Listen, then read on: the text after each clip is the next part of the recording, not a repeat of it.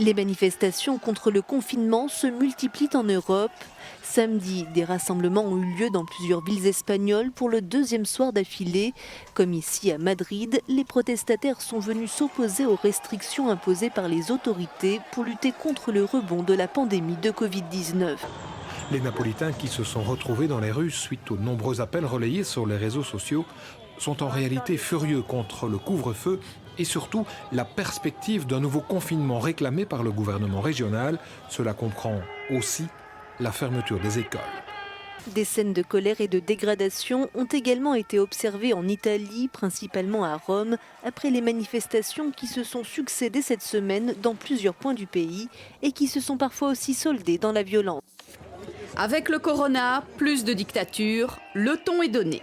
15 000 manifestants partagent cette idée et ils l'ont clairement crié dans les rues de Berlin.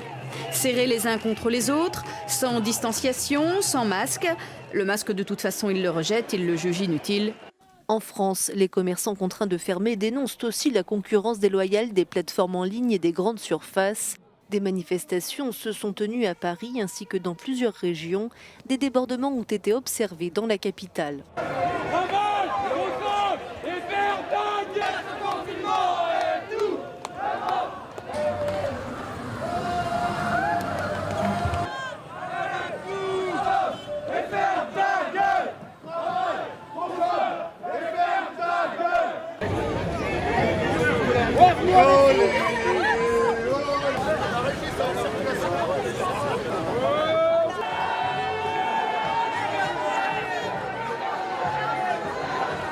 Des files, parfois très longues, à l'entrée des magasins, qu'ils soient qualifiés d'essentiels ou pas.